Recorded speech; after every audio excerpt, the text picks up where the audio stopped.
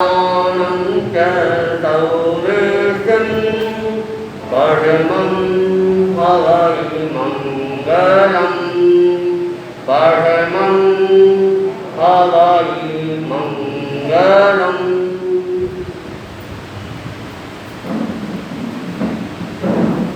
आराध्य की चरणों में सभक्ति वंदना।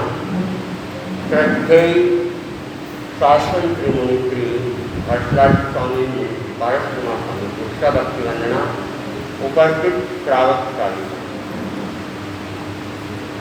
अहो प्रभु तुमहि दायक जीव बंधना, अहो प्रभु तुमहि दायक जीव बंधना, अहो प्रभु अजित दिनेश्वर आपरो, जाऊं ज्ञान हमें हो, अहो प्रभु अशरण शरण तुई सही, मिटन सकल कलेश हो, अहो प्रभु तुमहि दायक शिव पंथना, अहो प्रभु उपसमरस भरी आपरी, वाणी सरस विशाल हो, अहो प्रभु मुक्ति निसरण मनोहर, सुनिया मिटे ब्रह्मजाल हो, अहो प्रभु तुमहि दायक शिव पंथना, अहो प्रभु उभय बंधन आप आखिया, राग देश विकराल हो, अहो प्रभु हेतु नरकन गोरना, राजा मूरख बाल हो, अहो प्रभु तुमहि दायक शिव पंथना, अहो प्रभु रमणी राखसनी कई, विषवेली मोह जाल हो, अहो प्रभु काम भोग किम पाकसा, ताका दीन दयाल हो, अहो प्रभु तुमहि दायक शिव पंथना, अहो प्रभु विविध उपदेश देई करी, तेतार्या नर नार हो, अहो प्रभु भव सिंधु पोत तुहि सही, तुहि जगत आधार हो, अहो प्रभु तुमहि दायक शिव पंथना, अहो प्रभु शरण आयो तुझ साहिबा, बस रया ही आमाय हो, अहो प्रभु आगम वयन अंगी करी, रयो ध्यान तुझ ध्यायो, अहो प्रभु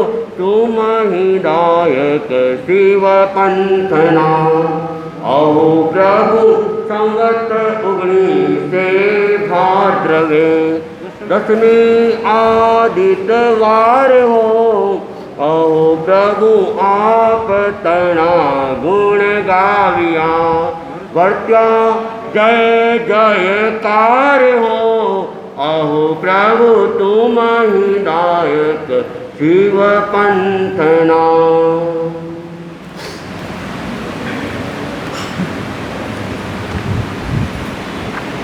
केसी स्वामी और राजा प्रदेशी का प्रसंग चल रहा है। केसी स्वामी नए नए प्रश्न उठा रहा है और राजा प्रदेशी नए नए प्रश्न उठा रहा है, और केसी स्वामी उन्हें बहुत ही सरल ढंग से उदाहरणों के द्वारा, दृष्टांतों के द्वारा, कथाओं के द्वारा समझा रहा है। और राजा प्रदेशी अपने आप में समझदार है, प्रबुद्ध है, और वे केसी स्वामी की बात को पीते जा रहे हैं।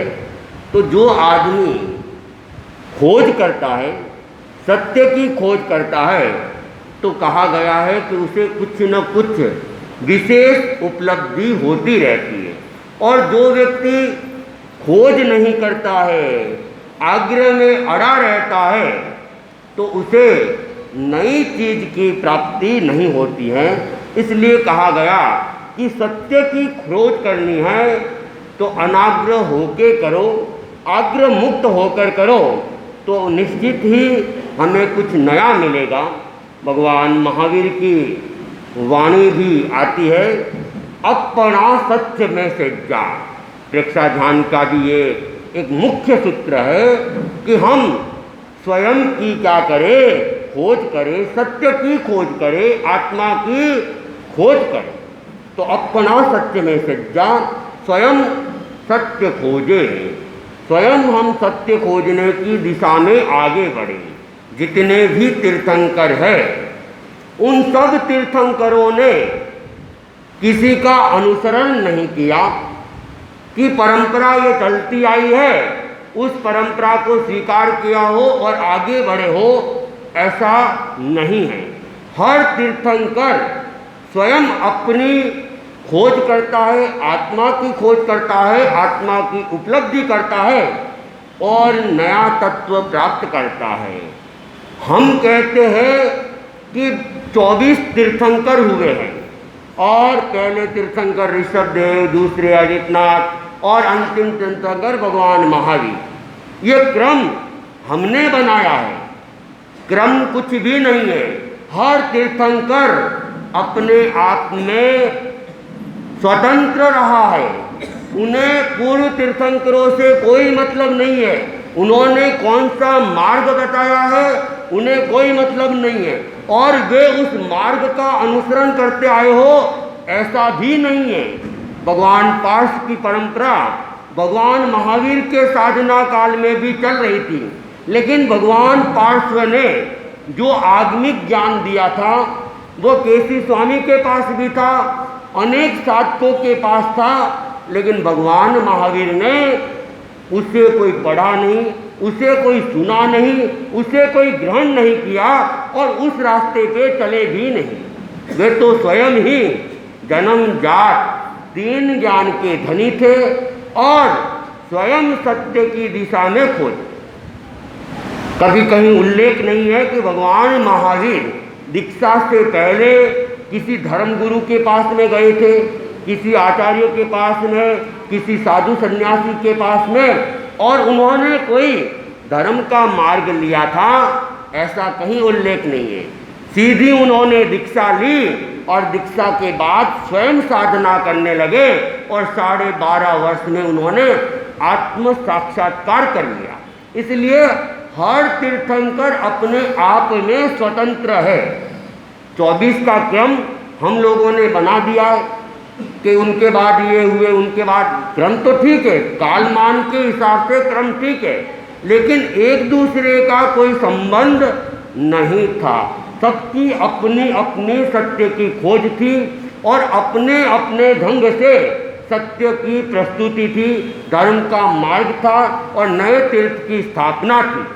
अगर हम परंपरा को मानते तो फिर भगवान महावीर को नए तीर्थ की स्थापना की अपेक्षा ही नहीं थी, क्योंकि उस समय तो वैसे ही साधु साध्विया थे, भगवान की पार्श्व की परंपरा के साधु साध्विया थे, तो तीर्थ तो स्थापित हो चुका था, फिर तीर्थ स्थापना की बात क्यों?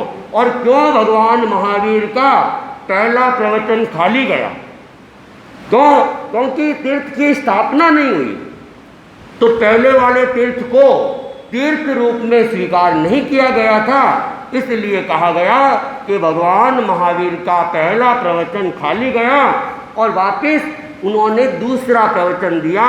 वहाँ लोग समझे, त्याग प्रत्याख्यान किए, साधु साध्विया बने, श्रावक श्राविकाएँ बने और 4 तीर्थ की स्थापना कर भगवान महावीर तीर्थंकर रूप में स्थापित हो गए। तो अपना सत्य में से जा, हम क्या करें? स्वयं सत्य की खोज करें, सत्य को खोजते रहे, संतुष्ट नहीं हो, क्योंकि ज्ञान का कोई पार नहीं है। हमें ये अहंकार नहीं होना चाहिए मैंने इतना जान लिया। जो व्यक्ति इस अहंकार में चला जाता है वो नए ज्ञान को उपलब्ध नहीं कर सकता है, और जो खोज करता रहता है उसे नया मिलता ही रहता है। और हमारा जो ज्ञान है वह तो समुद्र की एक बूंद के बराबर भी नहीं है, और ज्ञान तो महासागर की तरह फैला हुआ है। इसलिए ज्ञान का अहंकार भी नहीं होना चाहिए, और सब कुछ जान लिया है यह भी नहीं मानना चाहिए, और अनाग्रह होके हमें सत्य की खोज में आगे बढ़ते रहना चाहिए। तेरापन धर्म संघ के 5वें आचार्य हुए मगवा गणित, और मगवा गणित के जीवन की अनेक विशेषताएं थी। वे उपशांत कसाई थे और सत्य की खोज में लगे हुए थे, विनम्र थे और अनाग्रही वृत्ति के थे। जयाचार्य ने उनके लिए कहा था, जब वे मुनि अवस्था में थे अथवा युवाचार्य अवस्था में थे, जयाचार्य जैसे प्रबुद्ध आचार्य, विद्वान आचार्य, उन्होंने उनके लिए कहा, मगजी तो हमारे पंडित हैं। इसका मतलब क्या? मगजी का ज्ञान अपने आप में विशिष्ट रहा होगा, और संस्कृत के वे जानकार थे, संस्कृत में उनकी पकड़ बन रही थी, इसलिए जयाचार्य ने उनको पंडित रूप में स्थापित कर लिया था। और जयाचार्य से पहले भी संभवतया एक बार संत विहार कर रहे थे, और एक संतों ने प्रश्न कर लिया, एक पहेली पूछ ली कि आगे जय पीछे जय बीच में चाला आपे, इस पहेली को अर्थ बतावे बीने पंडित थापा। तो कहते बहुत सारे संत थे लेकिन कोई पहेली तक पहुंच नहीं पाया। तब मगवा गणी मुनि अवस्था में ही थे, और मगवा गणी ने कहा कि आगे जय तारणी है जहाँ हम जा रहे हैं, और पीछे जय तारने वाले जयाचार्य है जो हमें तार रहे हैं, वे पीछे चल रहे हैं, और बीच में हम लोग हैं। मगजी की इस बात को स्वीकार किया, इस उत्तर को स्वीकार गया, और उनको वहाँ पे पंडित रूप में स्थापित कर लिया। और जयाचार्य जैसे आचार्यों ने भी उन्हें पंडित रूप में स्थापित कर लिया था। तो मगवा गणी अपने आप में बहुत शांत स्वभाव के, उपशांत कसाई, बहुत उपशांत कसाई आचार्य थे। एक बार भूज कच्छ के लोग आए और उन्होंने कहा, आचार्यवर अमुक साधु बहुत विद्वान हैं और बहुत अच्छे भी हैं, और वे आ रहे हैं, आप क्या करेंगे? तो मगवा गणी ने कहा, वे आएंगे, उनसे मिलेंगे, बात करेंगे, अगर हमारे सिद्धांतों से मेल खाएंगे और वे हमारे से बड़े होंगे तो हम उनको वंदना कर लेंगे, और छोटे होंगे तो वे हमें वंदना कर लेंगे, तुम चिंता क्यों करते हो? तो मगवा गणी आग्रहीन आग्रमुक्त अनाग्रह वृत्ति से कि जैसा भी होगा हम कर लेंगे, हमें भी सम्मान देने में कोई आपत्ति नहीं है। तो ये अनाग्रह वृत्ति होती है, वहाँ कोई दिक्कत नहीं आती है। अगर कोई दूसरा होता न जाने क्या जवाब देता, लेकिन मगवा गणी सुलझे हुए थे, आग्रह मुक्त थे। तो अनाग्रह जो होता है वह निरंतर विकास की दिशा में आगे बढ़ता रहता है। तो कल जो कथा चल रही थी, लोहवाणिक की कथा, 4 मित्र थे, 3 तो जैसे जैसे आगे बढ़ रहे थे और जैसे जैसे मूल्यवान वस्तु मिल रही थी उनको लेते गए, लेकिन लोहवाणिक वो बात पे पक्का रहा, अपने विचार पे पक्का रहा, मैं नहीं छोड़ूंगा, जिसको मैंने पकड़ लिया है पकड़ लिया। बहुत समझाया लेकिन नहीं माना।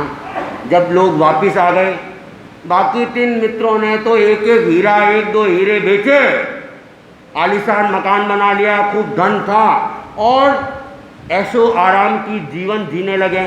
और वह लो वणिक लो लेके आया था, उसने भी लो बेच दिया।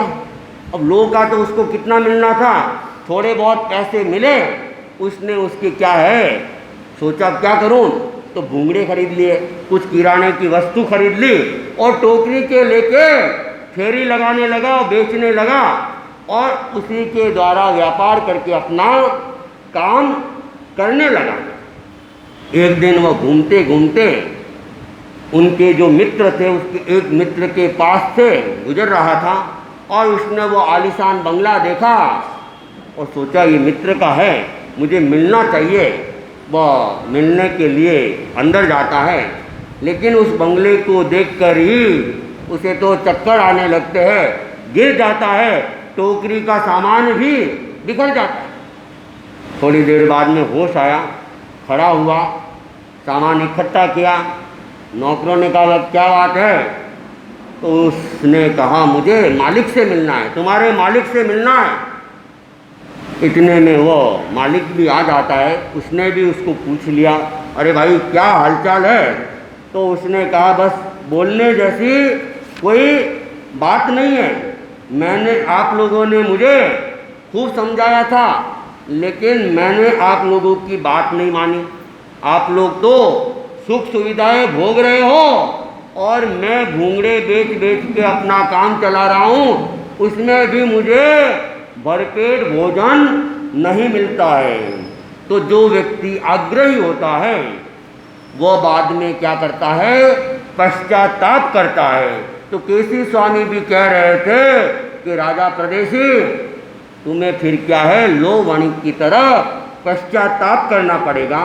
आचार्य तुलसी ने भी गीत के पद्य में लिखा है, बिन समझे बात पकड़ कर मिथ्या आग्रह में अड़कर, बिन समझे बात पकड़ कर मिथ्या आग्रह में अड़कर, सिर पर लोहे का भार न धोना चाहिए, हृदय को धोना चाहिए कि पावन होना चाहिए। यह है जगने की बेला, क्यों अब सोना चाहिए। तो जो आग्रही व्यक्ति होता है वह लो वणिक की तरह बात को पकड़ लेता है और फिर अंत में उसे क्या करना पड़ता है, पश्चाताप करना पड़ता है।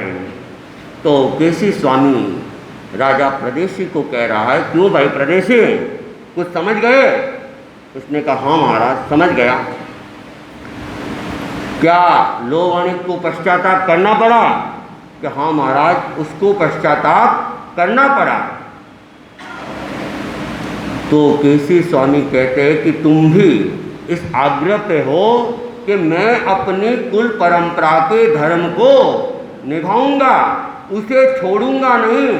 तो आग्रह का क्या परिणाम होता है तुम भी समझो, बाद में कहीं तुम्हें भी पश्चाताप करना पड़ेगा। तो राजा प्रदेशी कहता है महाराज मैं समझ गया। केसी स्वामी के बोलो क्या समझे? उसने कहा मैंने आपकी बात सुन ली है, मैं आपको बताना चाहता हूँ कि मैं लो वणिक की तरह मूर्ख नहीं हूँ, मुझे पश्चाताप नहीं करना पड़ेगा। इस संदर्भ में मेरी क्या है, एक पूरी योजना है और मैं अपनी उस योजना के अनुसार चलूँगा। तो परिवर्तन तो क्या है, आसान बात नहीं है। और राजा प्रदेशी जो क्या है पीढ़ियों से ही नास्तिक था और उसने बहुत सारे प्रयोग भी किए थे और इतने इतने प्रयोग किए कि जिसकी कोई सीमा भी नहीं। और बचपन से लगाकर जब से समझ आई थी तब से बाप दादा से जो सुनता आया था और उस पर ही अपना काम आगे बढ़ा रहा था। तो परिवर्तन आना इतना आसान नहीं है। जो स्थायी है, शाश्वत है, वह बदलता नहीं है। बाकी तो क्या है, सब कुछ बदलता है। आप भीलवाड़ा के इस भवन को देख रहे हो, 200 वर्ष पहले देखेंगे या 100 वर्ष पहले देखेंगे तो इस भवन का यहाँ कोई अस्तित्व भी नहीं रहा होगा, खाली प्लॉट पड़ा होगा। 15 वर्ष पहले मैंने भी इस भवन को देखा था, भवन का रूप कुछ और ही था, और इस बार आए तो देखा तो भवन का रूप दूसरा ही है। तो ये परिवर्तन है, और परिवर्तन हमेशा से चलता आया। जो स्थायी चीज़ है, जैसा कि पहले भी बताया गया था, धर्मास्तिकाय है, अधर्मास्तिकाय है, आकाशास्तिकाय है, उसमें कोई परिवर्तन होने वाला नहीं है, और ये जहाँ है वहीं रहेंगे, उसका गमनागमन भी नहीं होगा। गमनागमन में सहयोग अवश्य होता है, लेकिन खुद गमनागमन नहीं करते। और जहाँ पुद्गल है, जहाँ जीव है, उसमें तो क्या होता है, परिवर्तन होता रहता है, कुछ भी स्थायी नहीं है। लेकिन कई बार ये लगता है, समय लगता है, किसी व्यक्ति को बदलना है, उसे परिवर्तित करना है, तो तत्काल परिवर्तन आ जाए मुश्किल है, बहुत समय भी लग सकता है। एक बार एक तपस्वी था, वह घूमते घूमते राजमहल के पास में आ गया। पहरेदार खड़े थे। पहरेदारों ने कहा, महाराज कहाँ जाना है? तपस्वी कुछ अलग खोपड़ी का था, उसने कहा धर्मशाला में जाना है। तब पहरेदारों ने कहा, महाराज धर्मशाला तो अमुक जगह है, आप वहाँ पधारे, ये तो क्या है, राजमहल है। तो तपस्वी ने कहा, नहीं नहीं, यही धर्मशाला है और मुझे यहीं ठहरना है। पहरेदारों ने कहा, महाराज आप मानो, ये राजा का महल है, राजमहल है, ये धर्मशाला नहीं है। धर्मशाला तो अमुक अमुक जगह बनी हुई है, आप किसी को भी पूछोगे वो आपको रास्ता बता देगा। लेकिन वो तपस्वी, उसने कहा नहीं, यही धर्मशाला है और मुझे तो यहीं ठहरना है। बहुत कुछ समझाने का प्रयास किया, लेकिन न तपस्वी के विचार परिवर्तित हो रहे थे और न पहरेदारों के विचार परिवर्तित हो रहे थे। एक पहरेदार राजा के पास में चला गया और राजा को कहा कि आज तो नई समस्या आ गई। कि क्या हुआ? कि एक तपस्वी आया हुआ है और वह कह रहा है ये धर्मशाला है, मुझे यहाँ ठहरना है। उसको खूब समझाया, लेकिन वो मान ही नहीं रहा, वो तो कह रहा है यही धर्मशाला है। तो राजा स्वयं महलों से नीचे आते हैं, तपस्वी के पास जाते हैं, उन्हें प्रणाम करते हैं और कहा, महाराज बोलो क्या बात है कि मुझे इस धर्मशाला में ठहरना है। राजा ने कहा, महाराज ये धर्मशाला नहीं है, ये तो मेरा आवास है, ये राजमहल है। मैं अपने एक आदमी को आपके साथ में भेज देता हूँ, वो आपको अच्छी सी धर्मशाला के अंदर ठहरा देंगे। तपस्वी ने कहा, नहीं नहीं, यही धर्मशाला है और यहीं ठहरना है। राजा ने कहा, महाराज आपका चेहरा आपकी साधना को दिखा रहा है, आपका बड़ा ओज है, लेकिन मुझे लगता है कि आपको व्यवहारिक ज्ञान थोड़ा कम है। आप मेरी बात मानो, ये मेरा आवास स्थान है, ये धर्मशाला नहीं है, ये राजमहल है। तो तपस्वी ने कहा कि इसमें कौन रहता है? कि इसमें तो मैं रहता हूँ। कि तुम्हारे से पहले कौन रहते थे? मेरे पिताजी रहते थे। कि बुलाओ उनको, मैं उनसे बात करता हूँ कि ये धर्मशाला है कि नहीं है। कि पिताजी तो नहीं है, पिताजी तो दिवंगत हो गए, वे तो चले गए। अच्छा, उससे पहले यहाँ कौन रहते थे? कि मेरे दादा रहते थे, उनको बुला लो। कि वे भी दिवंगत हो गए। कि उससे पहले कौन रहते थे? कि परदादा रहते थे, वे कहाँ है? वे भी दिवंगत हो गए। तब तपस्वी ने कहा कि धर्मशाला में फिर क्या होता है? कोई व्यक्ति आता है, थोड़ी देर विश्राम करता है, ठहरता है और फिर चला जाता है। तुम्हारा परदादा यहाँ रहा और फिर चला गया, तुम्हारा दादा भी यहाँ रहा और फिर वो भी चला गया, तुम्हारा पिताजी भी यहाँ रहे और वो भी चले गए, तुम सदा यहीं रहोगे क्या? राजा ने कान पकड़ लिया कि नहीं, सदा तो मैं भी नहीं रहूँगा, एक दिन तो सबको ही जाना है, जो आया है वह जाएगा। तो फिर तपस्वी ने कहा, मैं क्या कह रहा हूँ, मैं इसको धर्मशाला कह रहा हूँ। धर्मशाला तो वही होता है जहाँ थोड़ी देर के लिए विश्राम किया जाता है और फिर चले जा। राजा की आंखें एकदम खुल जाती हैं और राजा को समझ में आ जाता है कि ये संत कोई शिक्षा देने के लिए ही आए थे और मुझे भी एक दिन जाना है, ये बोध पाठ मुझे दे दिया। आप लोग सब जानते हैं, जाना सबको है, लेकिन फिर भी इस बात को कोई स्मरण नहीं रखता है कि मुझे जाना है। जो व्यक्ति मौत को सामने रखता है, कहते हैं वह व्यक्ति कभी पाप नहीं कर सकता है। व्यक्ति यही सोचता है अपन तो अमर है, वो चला गया, वो चला गया, वो चला गया, लेकिन खुद के जाने की बात व्यक्ति सोचता ही नहीं है। और जब तक खुद के जाने की बात नहीं सोचेगा तब तक क्या है, व्यक्ति आत्मा की खोज की दिशा में भी आगे नहीं बढ़ेगा। तो राजा प्रदेशी वह भी क्या है, अपने सिद्धांत के ऊपर खड़ा है और केसी स्वामी उसे बार बार समझा रहे हैं कि तुम्हें क्या होगा, पछताना पड़ेगा, इसलिए तुम अपने आप में परिवर्तन लाने की बात करो। राजा प्रदेशी उसको केसी स्वामी जैसे समर्थ गुरु मिले और केसी स्वामी जैसे समर्थ गुरु मिल जाते हैं तो हो सकता है कैसा भी व्यक्ति हो परिवर्तन आ जाए, अन्यथा तो बड़ा मुश्किल होता है। आज भी दुनिया के अंदर नास्तिकों की कमी नहीं है, बहुत सारे नास्तिक, और अनेक बार ऐसा भी देखा गया कि नास्तिक व्यक्ति होते लेकिन फिर भी साधु साधियों के पास में भी आ जाते, धर्म के लिए नहीं आते, आत्मा के लिए नहीं आते।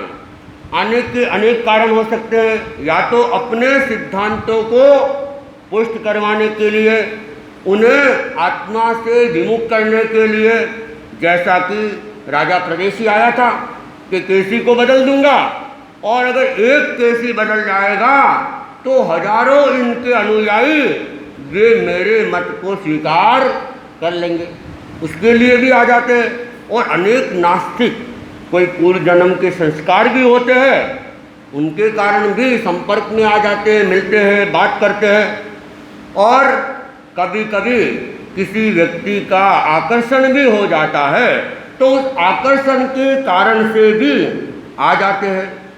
डालगणी के युग की घटना आती है। डालगणी के पास में एक व्यक्ति आता था, नाम तो शायद विजय सिंह जी होगा या और कुछ भी हो सकता है, हाँ बचराज जी सिंह जी, और एकदम नास्तिक व्यक्ति थे, लेकिन डालगणी के प्रति एक विशेष समर्पण था, आकर्षण था। उनके पास में आता, घंटों बैठता, बातचीत भी करता।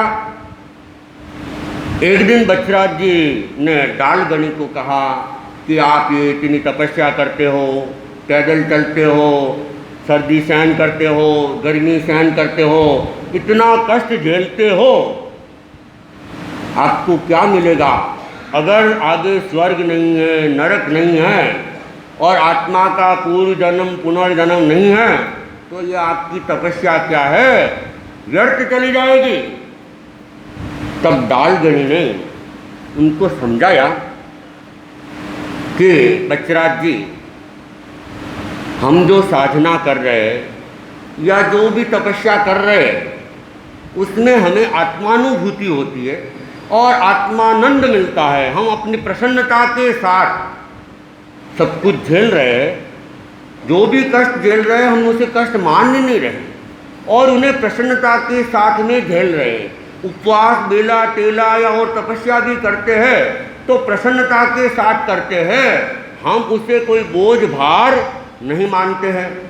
तो हमें इस साधना में आनंद की अनुभूति होती है, कोई कष्ट की अनुभूति नहीं हो रही है। और मैं मानता हूँ कि अगर आपका सिद्धांत सही हुआ कि आत्मा है ही नहीं, पूर्व जन्म नहीं है, पुनर्जन्म भी नहीं है, स्वर्ग नहीं है, नरक नहीं है, कर्मों का फल नहीं है, तो भी कोई बात नहीं। हमें यहाँ इसको करने में आनंद की अनुभूति हो रही है। लेकिन अब मेरी बात सुनो कि अगर हमारा सिद्धांत सही हुआ कि आत्मा है, पूर्व जन्म भी है, पुनर्जन्म भी है, और आत्मा जैसा कर्म कर रही है उसके अनुसार उसे फल मिलेगा, तो सोचो तुम्हारी क्या स्थिति बनेगी। तब बच्छराज जी सिंह जी जो नास्तिक थे, उन्होंने कहा कि अगर आपका मत सही हुआ तो हमें इतने जूते पड़ेंगे कि धरती भी नहीं झेल पाएगी। तो अनेक नास्तिक व्यक्ति भी साधु साधियों के पास में आ जाते हैं, भले ही उनका धर्म के प्रति विश्वास नहीं होता है, किसी भी उद्देश्य से आ जाते हैं, किसी भी कारण से भी आ जाते हैं। और अनेक बार अनेक नास्तिक व्यक्ति आस्तिकों को बरगला भी देते हैं। अगर पूरा ज्ञान नहीं हो, विद्वत्ता नहीं हो, गहराई तक नहीं पहुँचा हुआ हो, तो अनेक बार साधु साधिया भी उन नास्तिकों की चपेट में आ जाते हैं और उनके सिद्धांत को स्वीकार भी कर लेते हैं। लेकिन जिनका ज्ञान पक्का है, तत्व ज्ञान पक्का है, तत्व को जिसने गहराई से समझा है, तो वह व्यक्ति डावाडोल नहीं होता है। अनेक बार कहा जाता है कि जो भी ज्ञान किया जाता है वो हमेशा गुरु सन्निधि में करना चाहिए, अपने आप नहीं करना चाहिए। कोई किताब भी पढ़ रहे हैं तो कहते हैं किसी जानकार के पास में पढ़नी चाहिए, और गूढ़ किताबें होती है उसे तो स्वयं पढ़नी ही नहीं चाहिए, क्योंकि उसमें बहुत कुछ रहस्य होते हैं, और जब तक वो रहस्य नहीं समझे जाते हैं तब तक कई बार समस्या भी पैदा हो जाती है। और हमारे धर्म संघ में भी ऐसी कई घटनाएं हुई। नए नए साधु थे, कुछ किताबें पढ़ ली और शंका पैदा हो गई, और शंका पैदा हो गई घर भी चले गए, संघ छोड़ के चले गए। तो ऐसा होता है, इसलिए हमेशा ज्ञान गुरु के पास में करना चाहिए। ओम अरहम।